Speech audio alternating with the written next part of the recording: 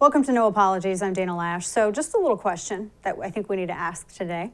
Is this the Truman Show presidency? Now, if you remember the Truman Show, and I can't stand Jim Carrey, was the story of this insurance salesman who lived in Matt Gaetz' parents' house there in Florida. That's actually literally their house. He played Truman Burbank, and Jim Carrey did. And he discovers his whole life is a reality television show. And he's living on a set, and all the events in his life, from his marriage to his job, his neighbors, every single person in his life, none of it's real, it's all fake. His entire life has been scripted. All the people around him, even his family and friends, are just actors. Now, Truman's epiphany that he's living in this simulation comes as the show's 30th anniversary is approaching, and a production spotlight falls out of the sky and onto his driveway. So in many ways, Joe Biden's presidency has kind of felt a little bit like the Truman Show, like very produced, like he's just a character playing a role scripted for him by we don't know who, and perhaps no moment in his presidency so far so forcefully illustrates this as when he actually got his booster shot. This is that moment. Watch this. It's so weird. We have plenty of opportunities to make sure we get everyone in the world to play our part, the largest part in the world of getting everyone vaccinated. Weird, right? It's like that Truman Show moment where the production spotlight falls out of the sky. A moment like this occurred for the Biden presidency. So all these images are circulating around social media showing that his booster shot occurred on a set in the South Court Auditorium in the Eisenhower Executive Office building across the street from the actual White House. So as it turns out, apparently this is where the president does more and more of his appearances, and even apparently like Zoom conferences on this stage that's carefully crafted to look like the White House, the Oval Office. The stage uses new digital panel technology, and so this apparently allows the administration to put images in the windows behind the president like solar panels. So if the president is talking about the environment, you know, he can like match it, I guess. Here's his campaign slogan appearing in one of those fake LCD windows, which oddly also happens to be the campaign slogan of the World Economic Forum, Build Back Better. That's weird. Like if you just saw those words appear in a window pane, it'd be weird. In any case, this is also very carefully produced. And you might say, okay, so all administrations use propaganda, like campaign commercials and carefully crafted speeches and scripted tweets to get their message out, which is true. But this is on another level. And it's all part of a presidency that feels super highly scripted and produced from the get-go. Now remember, this is a president who never actually campaigned in the traditional sense. He made his pitch to America from his basement in Delaware because of the Rona, right? That's what we were told. But many people felt like it was because he and his running mate, Kamala Harris, just were not up to motivating their base because nobody would show up or cheer. It would look bad. So they avoided live appearances. Do you remember Biden's really weird victory speech held at the Jeep dealership? And all these people, it was like a Jeep commercial. All these people sitting in shiny new Jeeps. I mean, it really was like a weirdo Jeep commercial. It was just bizarre. People socially distanced. They sat in their cars, probably wore masks while sitting in their cars too. And all the Jeeps were carefully chosen to be convertibles like this one. So you could see people's stilted cheering. Now contrast those images with the Trump rallies, and the juxtaposition could not be clearer. There didn't seem to be a lot of energy for the Biden-Harris ticket. None. The victory speech that they held at a car dealership was a rare live appearance during the campaign for Joe. And it's no wonder, because if he goes off script and says things, sometimes it's bad, like you're not black if you don't vote for him. Or just maybe he'll have a brain freeze, which seems to happen a lot. So all during the campaign, they kept him in this basement in Delaware where his handlers could control him. So he became the first president in America to run and be elected to the presidency from a basement. He's a basement president. Now, if you remember, there were all kinds of weird moments in those broadcasts from Joe's basement. It was always Joe sitting next to Jill, and often Dr. Jill Biden. I just think, don't call yourself a doctor unless you actually can operate on people. Would sometimes do his speaking for him. Like, look at how Joe is standing there with this like really kind of weird expression. It's like a scowl. He looks like he's making a mad face as his wife, Jill Biden, does all the talking. But it was and is kind of par for the course for this presidency. Is he actively making, no, I just don't get it. So our commander-in-chief is constantly having these senior moments like this. And why wouldn't he? He's 78 years old. I mean, it's not like a spry 78 either. I'm not trying to be mean, but You know, they like to say that Trump would fall down when he would try to walk down a gangplank or something. All the stuff that they said about him, this is stuff that, I mean, it actually is questionable. And so it continues. It's often felt like other people have sort of been directing the Biden presidency, like he's not really in control and officially commander-in-chief. Here's another example of this. So this is John Kerry, who is, by the way, I have to interject here, he is the climate czar. We've never had this before, or he's the climate ambassador, whatever the hell that is. It's a created for position for specifically John Kerry. I don't know if we like yeet him out into the stratosphere and he goes and has discussions with the clouds. I don't really know how this works, and I don't care. But we actually created, and by we didn't, Joe Biden or whoever's making these decisions did, and they gave him this make-believe imaginary position. It's ridiculous. But what's troubling is that he's like the weather guy, right? He's like the unofficial, glorified, not actual meteorologist. And here he is explaining how the president wasn't even aware of certain serious foreign policy developments like AUKUS, when the French got very upset over the loss of a super lucrative submarine contract with Australia because of that alliance. Now, this deal was made without the French government's knowledge, apparently. Well, it was made without their knowledge, but they objected to it. So it frustrated the French, and their ambassador left America in a show of protest. It was a big deal. But apparently, Joe Biden was clueless and had no idea. Watch. President Biden asked me about it, and I told him and expressed. You told Joe Biden that it was not the right. He asked me. He said, "What's the situation?" And I explained exactly. He had not been aware of that. He literally had not been aware of what had transpired. He literally had not been aware of what had transpired. That's what the glorified meteorologist said. By the way, you give this guy a position, you create a position out of the ether for him, and he throws you under the bus. What a jerk. But that's kind of terrifying, right? The president didn't even know about the fallout of this French-Australia submarine deal that really fell apart because the U.S. apparently did not try to bring France in, or at least like make them think that they were participating. It's like when your kid complains when they're younger that they want to play a game with you, so you give them a controller, but you don't actually plug it up into the console, and everybody's happy. So what else does the president not know? I mean, is he on this need-to-know basis? That's kind of creepy. I mean, John Kerry knew about this, and he didn't. So who exactly is controlling the information flow to POTUS? It's clear from many of his press conferences that he doesn't even feel empowered enough to speak freely on his own. He's tightly scripted, and he knows it. And embarrassingly, he sometimes forgets it, though, himself, and even admits it out loud. Watch.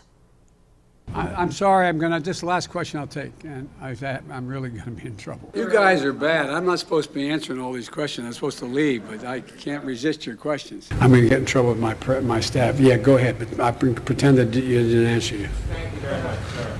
You have. I'm not supposed to take any questions, but go ahead. Mr. President, on Afghanistan. I'm not gonna answer Afghanistan now. It's so bizarre. He's so often admitted, and he's like in this very Freudian fashion, that he's not allowed to answer questions from the press. And if you've noticed, he rarely does. He delivers a script, awkwardly reading words from a prompter that don't seem to be in his own voice, and then he walks away fast. It's like the fastest you'll ever see him move. And while the press shouts questions, they go unanswered, and you just see the back of the president leaving. It's usually it. But perhaps the biggest tell that we might be living through this like first ever Truman Show presidency is this. It might be the first administration that doesn't seem to pivot no matter how bad things get. Incompetency is one thing. Everybody's got blind spots, right? We all make mistakes, including presidents. But this one and this administration, they just double down on bad ideas. Have a problem with a porous border, signal to the world that you're going to be weak, for even weaker on the border. So millions decide that this is the perfect time to come, right? Oversee a disastrous exit of Afghanistan and just defend it. It's literally like that meme where it's bad Kermit and good Kermit, and bad Kermit always wins. It's like the Sith Kermit. You guys know that meme. Bad Kermit always wins. Say that Afghanistan, the exit came off without a hitch, even as the world sees visuals of Afghan babies being handed over barbed wire to U.S. soldiers and images of people clinging and falling to their deaths off of giant C-130 wheel wells. You see inflation on the rise because your draconian COVID policies ignore it. Instead, talk about how you saved Americans a couple of shiny pennies for a hot dog on their 4th of July picnic. It's like if your grandparents gave you a nickel. Don't spend it all in one place. I mean, notice that America's divided? Increase that division by mandating unpopular and unnecessary injections, causing tens of thousands of people to lose their jobs, so the labor shortage gets worse and drives prices ever higher. Have trouble with your allies? Abandon them, like Israel. Abandon deals like the Abraham Accords that were working. And then restart bad policy deals with enemies like Iran. You know, they call us the great Satan and we go over and kiss their backside. It doesn't make any sense. And then never apologize for any of it. Never fire anyone, never pivot. Double down on all the bad stuff. Keep building back everybody else better. Except we can all see America. I mean, America isn't actually building back better. It's coming apart and fast. But that would be a bad slogan. And Americans know this. And the polls back this up, by the way. So I don't know if you saw this. A new Quinnipiac poll has Biden's approval at 38%, his lowest ever. 38%. That's disastrous. I mean, I can't even believe I'm saying these numbers. I've never, in my entire political career, I have never seen polling that low in my life. So why doesn't the president pivot? I mean, if the plane is pointed to the ground, you pull up. You try something different. You try to find some kind of common ground with the opposing party. But President McUnity does the opposite. He puts forward a $5 trillion spending bill that's a non-starter. He demonizes and divides the country, blaming the pandemic on people who have legit questions about injections. And he doesn't even seem to possess the political instincts to save his presidency from disaster. Maybe because he's not even flying the plane. Maybe Biden is just the least threatening avatar the Democrat Party could come up with. An avatar carefully chosen and scripted to sell America the most radical and unpopular left-wing policy package in history. And in the Truman Show, Truman Burbank was the main character, but he was not in control of the plot. He was just playing a starring role in the show. He was a real man living inside of a manufactured narrative, playing a part in a story he didn't write. And if Joe Biden is Truman, and this is the first Truman Show presidency, the question then becomes who exactly is writing the script. So coming up, and to use the pronunciation of the great Lawrence O'Donnell from MSNBC, where is Mayor Pete Buttigieg? It's a growing port congestion and supply chain crisis, and he is nowhere to be found. Surely the guy that was in charge of 49 buses and has all that transportation experience can solve it, right? I mean, I'm pretty sure this guy handled the canoe fleet at Camp Wimpy Tonka, just outside of South Bend. Ross Kennedy, founder of Fortis Analysis and senior fellow for the Security Studies Group, joins me next to discuss. Black Rifle Coffee Company is a veteran-owned coffee company that serves premium coffee to people who love America, and they developed their explosive roast profiles with the same mission focus that they learned while serving our nation. And with every purchase you make, Black Rifle Coffee gives back. So in 2020, they donated over 6 million cups of coffee to veteran, law enforcement, and first responder causes. They have high-quality coffee beans that are imported all the way from Colombia and Brazil and carefully roasted at their facilities in Tennessee and Utah. They have all kinds of signature roasts. They even have a Headless Horseman one. That's one I like. It's Goth AF. So you need to actually go and get you some Black Rifle coffee. I know temperatures are kind of cooling off. Oh, never mind. I lied. It's 90 degrees. But you can still keep enjoying the great outdoors fueled by Black Rifle coffee. Best way to do it is the Black Rifle Coffee Club. And when you join, your chosen brews packaged and roasted, packaged, and then shipped to your door. And you can get all kinds of special discounts and access to exclusive products and merch and so much. So purchase at blackriflecoffee.com/DanaTV. Use code DanaTV at checkout for 20% off your purchase and your first coffee club order.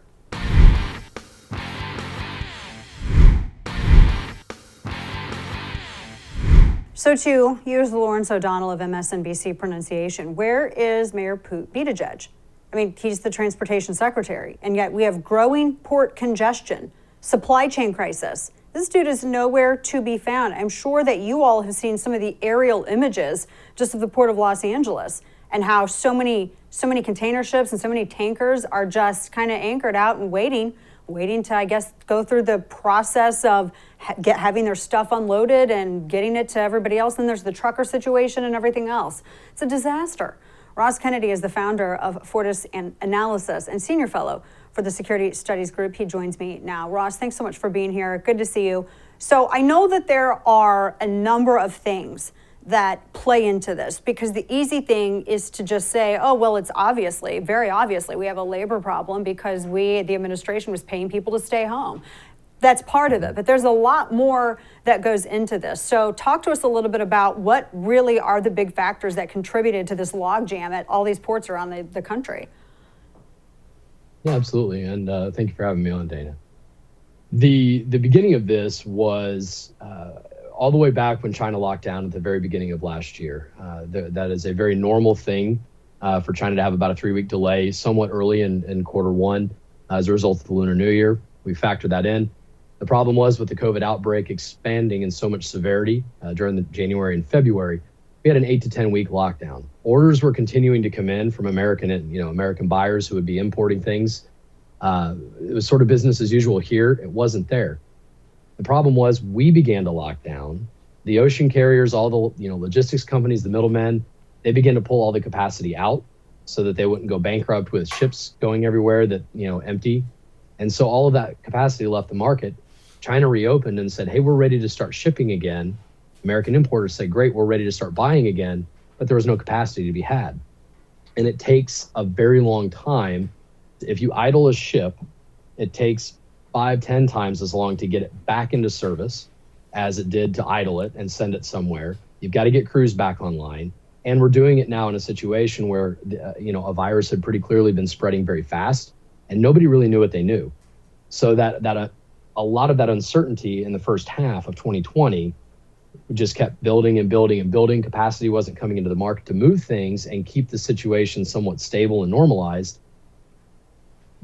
But by the time everything came back in and everybody was still shipping, we had lockdowns, we had stimulus, we had dollars diverting away from restaurants and services and entertainment towards buying things in the home.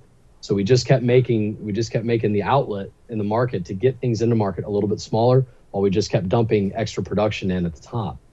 And at some point, it just became a situation where we can't do enough to unclog the mess using the processes and procedures that we've always optimized around.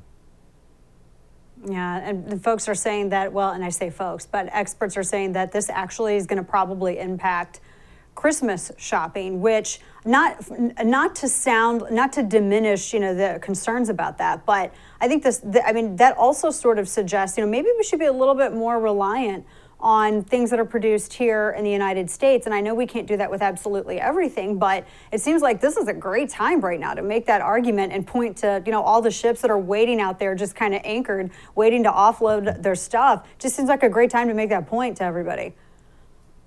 Yeah, it absolutely is. It's, localism has gone, or decentralization, or distributism. There's a lot of ways to sort of describe the process of moving as many supply chains as possible closer to the consumer, to the end user.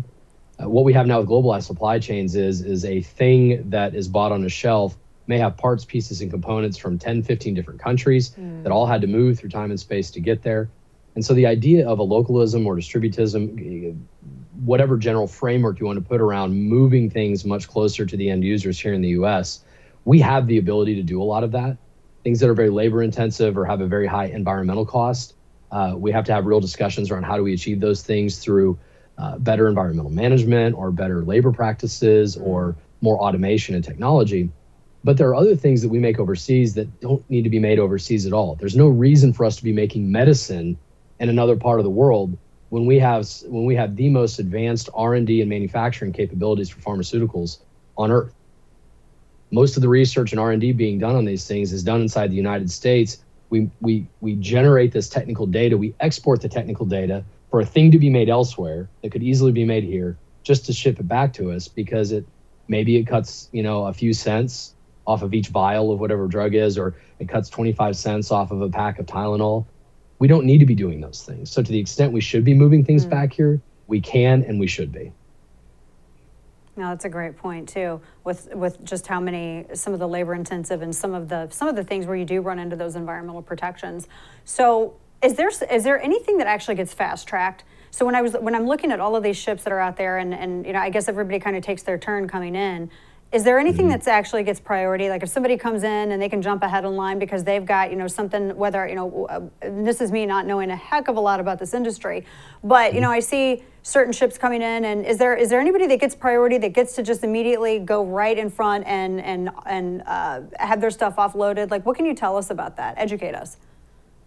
Yeah, so the terminals, there's 13 terminals between the ports of Los Angeles and Long Beach, and everybody gets kind of confused on what's what. In general, the two port complexes, LALB is kind of how we abbreviate them in the industry.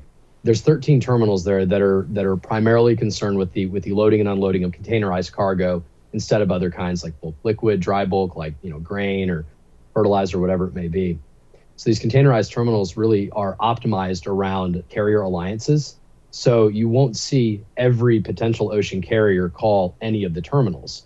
They're either partly owned or wholly owned as consortiums of, maybe you have like 3 ocean carriers that work together and they have their one terminal or maybe 2 terminals that they work in. Got it. Within that, the prioritization happens basically according to, not on a per ship basis, but the cargo is actually stowed at origin in such a way that the people who paid more at origin, premium rates, when we say origin, that could be like Shanghai, for example, would be, the easiest way to describe that. So if I paid more per container in Shanghai to transport that to the US, I got first pick of the container in China to make sure I had a container if somebody else didn't.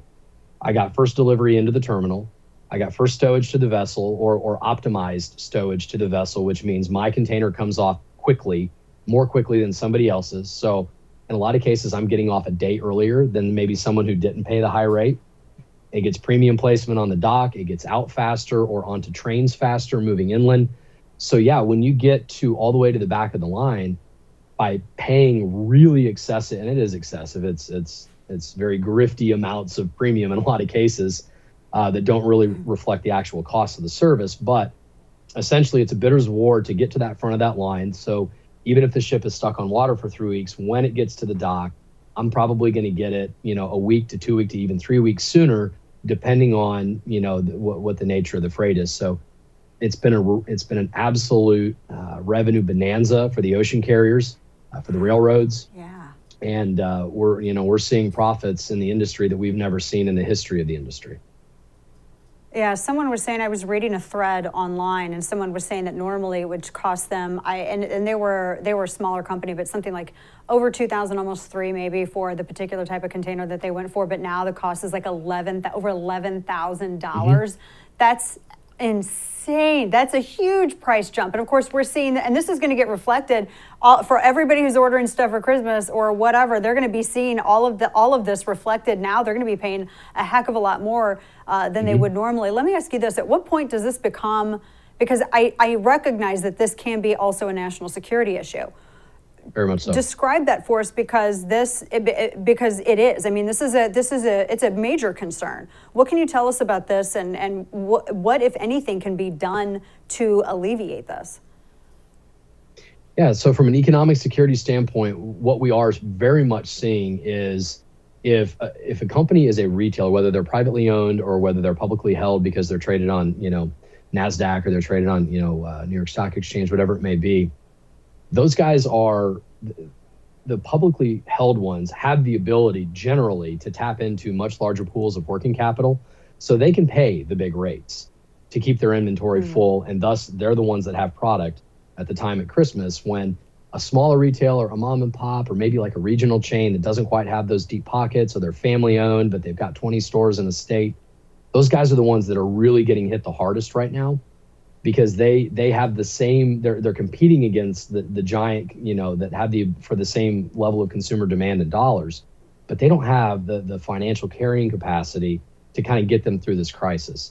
From an economic standpoint, they're facing a situation where the sharks are about to start eating the minnows, and it's quietly starting now, but we're going to see, I think, a wave over the next 24 months of merger and acquisition activity where small to mid-sized businesses that tend to be family owned or tend to be more closely held within a given community or state, they're going to start falling to the Amazons, to the Walmarts, to the Targets, whatever it may be, because they're going to just simply be out of money. And the longer this congestion goes on, the longer these really elevated freight rates goes on, the more likely it is that they're just not going to be able to service their debt, and they're going to be an attractive buyout target because they do have a footprint, they do have real estate, they do have infrastructure, and so somebody bigger than them is going to want to come take them out and utilize them to grow.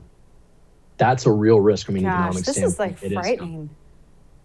It is. I don't like hearing that it is coming. Oh. I know. But there are things we can do about it. There are things we should be doing about it from a policy side and from an economic side, and we do have to try to find the hope in that. Yeah, because a lot of this is, and this is last question for you. A lot of this is really politicians. They really. I mean, they created this this recipe for the perfect storm. They really did. Absolutely. Absolutely. So the perfect storm really comes down to. Go ahead. Sorry. This perfect storm, and that's a great way to describe it. It comes down to a few things, but we've had a system that more or less has served a specific type of economic interest and economic construct over the last 30 to 40 years, this globalization model. Fall of the Soviet Union, we thought we were at the end of history. We thought China was going to be our friends, that we could co-opt communism and make it sort of an arm of capitalism, and that would keep communism at bay. And that's not what we've seen happen. So we made a lot of miscalculations up front. We optimized everything in our economy, our infrastructure, the consumer attitudes, the way we buy and sell, around this flawed assumption that nothing bad was ever going to happen to us again, and that it was time to get rich and party in the 90s and then the 2000s. And what we've really done now is build a system, a corporatocratic system, wherein the interest of the political elite, the interest of the economic elite serve only the two of them in a very sort of synergistic or parasitic fashion, depending on how you want to view it.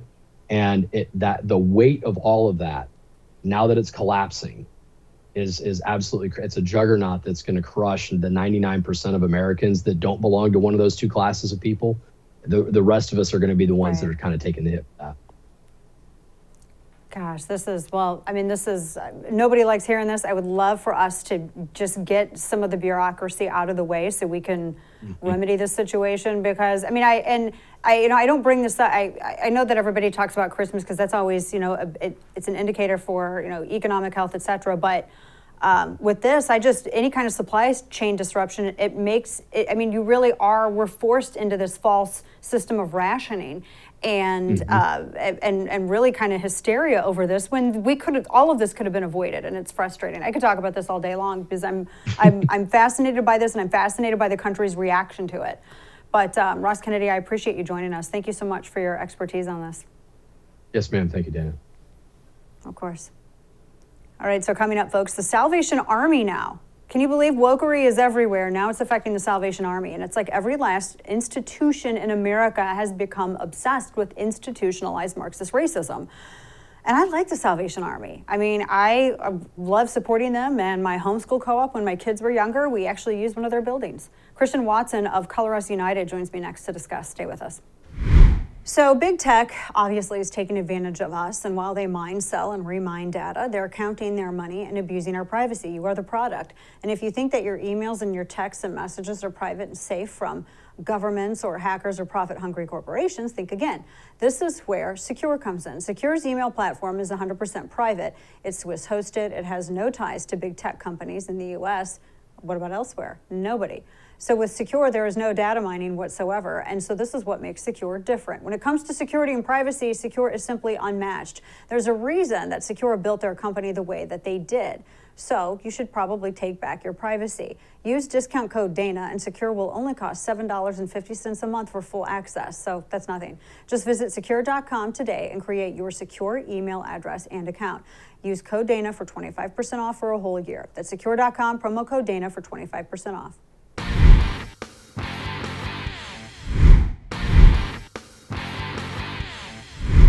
So you guys know the Salvation Army, right? It's a great organization. It's a Christian organization that's structured with military hierarchy, right? In that manner, that feeds and clothes the homeless. Love them. And sadly, now apparently the tentacles of wokery have infected them too, because apparently Jesus was like a social justice warrior or something, which is totally not true and unbiblical. Christian Watson is with Color Us United and host of Pensive Politics on YouTube. He joins me now to discuss. Christian, welcome. Good to see you. And what is your take on all of this? I know that you've discussed this, and it makes me sad. I love the Salvation Army, huge supporter of them. When we lived in my hometown of St. Louis, and I homeschooled my kids, we actually used the Salvation Army's building. They were so generous.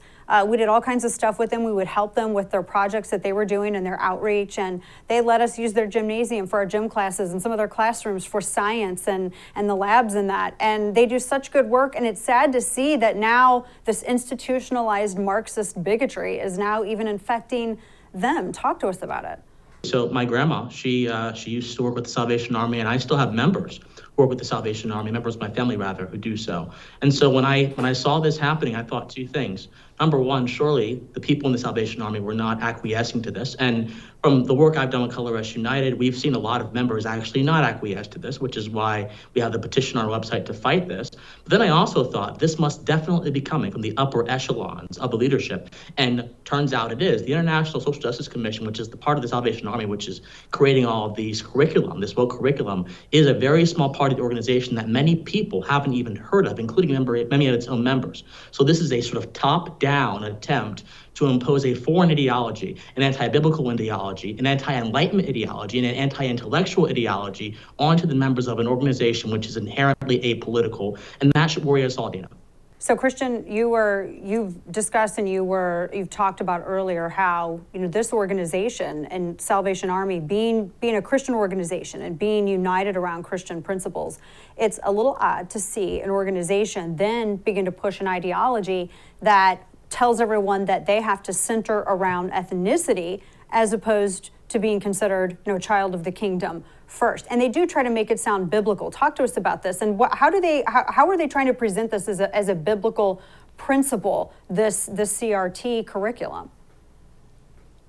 Right. So the idea is that you're supposed to be in the world, but not of the world. But being in the world, a part of that is being a part of God's mission. That's a part of spreading his love. And they view social justice as a representative of his love. But ultimately, it's not. It's not for a very particular reason. When you look at the biblical story of the Samaritan woman, the woman at the well, when Christ went to her and said, "Hey, can I have some water?" And she said, "Nope." And she did so because he was a Jew. He said, "Well, I have access to water that will make sure that you never thirst for the rest of your days." And that affirmation, which was a sentence that transcended race, transcended national geography, transcended every single temporal ideology, and went straight to the core of God's eternal heart, that single sentence not only caused her to convert and not see Christ as a Jew anymore, it also caused several of her other friends in the city to convert and not see that anymore either. So God actually helps us transcend race if you believe in Christian theology. But what the Salvation Army's leadership is doing, they're trying to integrate us into race and bind us to race. And that obviously is not what Christ would have wanted if he was still walking around on this earth today. Yes, well, in one day, Christian, I have to ask you, how do you think that this is going to impact their outreach, the Salvation Army's outreach, and all the amazing stuff that they do for the communities in which they have presence? Well, Dana, I tell you, a lot of people, when I told them about this, who are Salvationists, had no idea what was going on. People at the upper echelon, like captains and officers, they might. Yeah, but a lot of other folks have no idea this is going on. And so I think when more folks realize it's going on, we've seen when more folks realize it's going on, they're like, oh my gosh, I'm getting money to this. And I do think that it's going to have an adverse impact. But over at Color Rush United, our goal is not to destroy the Salvation Army. We like their work. Our goal is to make sure that they are able to do their work with its intended purpose, not with an external foreign woke agenda on the horizon. There you go. Well, I appreciate your words on this and your attention on this as well. We'd love to talk with you again. Christian Watson, thanks so much. Thank you. All right, folks, coming up, the regulation of opinions. I was just actually reading a little earlier how now Google and YouTube, they're going to go after people who are questioning anything about climate theory. Well, Don Lemon, who I know, Don Lemon, we're acquaintances. Now he thinks that opinions on social media should also be regulated. We'll discuss it next. Stay with us. Thanks to Biden's economic policies, job numbers are abysmal. Inflation is skyrocketing. So instead of following the previous president's pro-business agenda that had the economy humming along, this president wants to tax corporations and pass $11 trillion bills that nobody can pay for. So you should be proactive and take steps to protect your wealth and retirement by investing in gold and precious metals. Legacy Precious Metals can help. Washington will print money to pay for their outrageous bills, but all that does is devalue your dollar. Gold can offer you a hedge against inflation. And as the dollar gets weaker, gold gets stronger. So the folks at Legacy Precious Metals are the gold standard when it comes to investing in precious metals. And they have a team of experts who can counsel you on the best options for you and your family. Don't leave your retirement to chance. Call Legacy Precious Metals at 866-580-2088 or visit them online to download their free investor's guide full of useful information at legacypminvestments.com.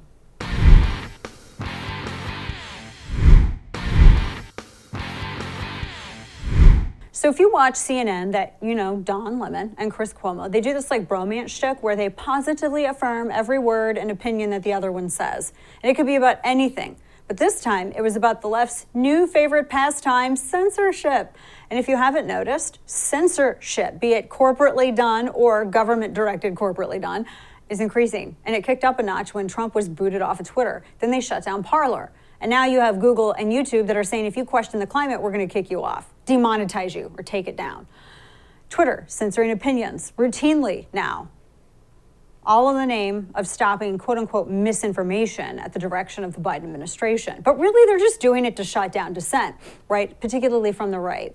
Now, Don Lemon is going a step further. He says that you shouldn't be able to state an opinion on social media unless it's true.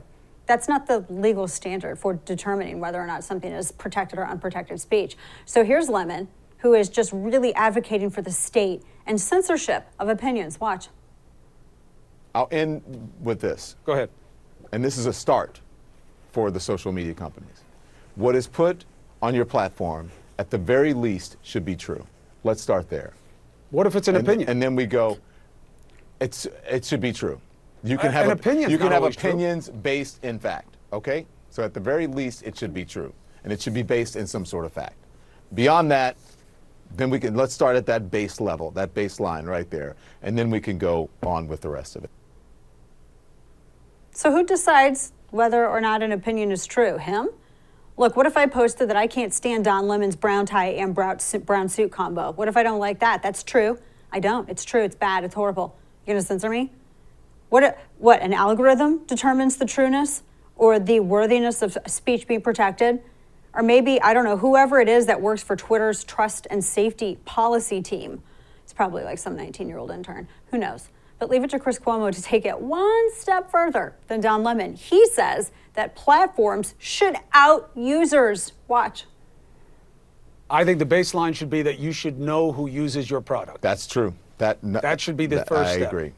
And you should know who is responding to you and who's putting it out there as well. So if someone says something about me, I should know that it's Joe Smith who lives in Wisconsin, and it shouldn't just be a bot. And somebody should be making a social media platform where everybody who's on it says who they are. You can have a different screen name, but that everybody's registered so that they have to own it. In fact, I would like if people use their own names. Now, I get the chilling effect. I get that people can come after you for what you do. So you got to figure out the right way to do it and in the right place. But we can do a hell of a lot better than we're doing now. Yeah, it's called Facebook. They make you get verified. It's Facebook. It exists.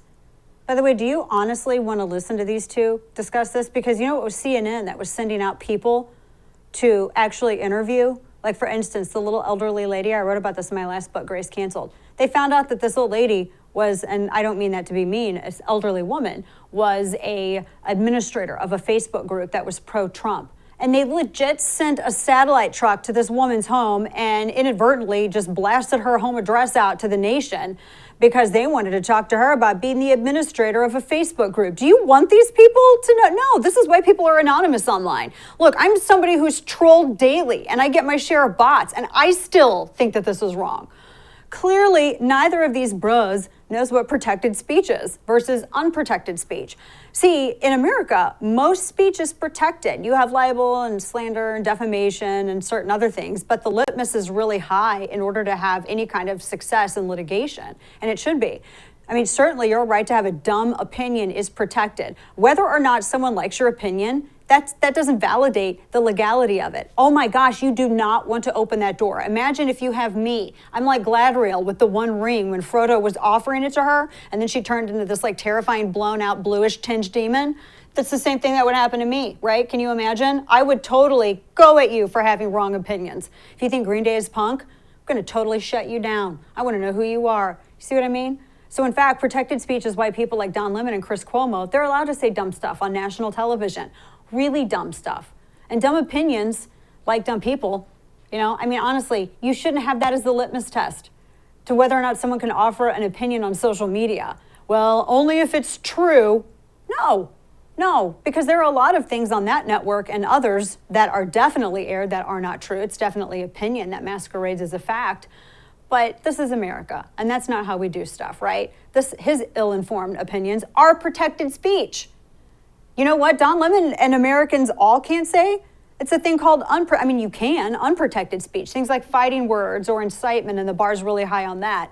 Or speech where somebody makes actual true threats against people or groups. And you have obscenity and things like child pornography. You know, those are criminal actions. You have libel and slander and defamation. Opinions, especially political opinions, are 100% protected speech. It doesn't matter whether you like them or not. And if it wasn't, CNN would be out of business. And they would especially be out of business if CNN had to meet Don Lemon's standard for offering opinions, since all they do is offer political opinions based on untruths. For the love. I mean, why do the least wise among us get to sit here and dictate the rules for everybody else?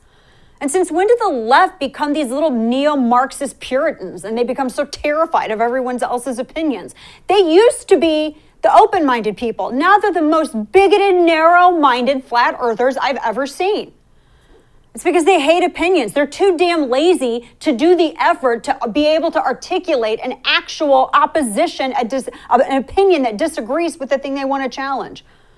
More Americans are waking up and rejecting this. So now you have the Democrat Party and the legacy press. They can't compete in the marketplace of ideas. And so instead of, getting better and competing, they want to shut it down altogether. That's what authoritarians always do. And it shows you that they're afraid of what you say. Not because it's wrong, but because it challenges them. That does it for us tonight. Thanks for tuning in. Good night and don't bend the knee.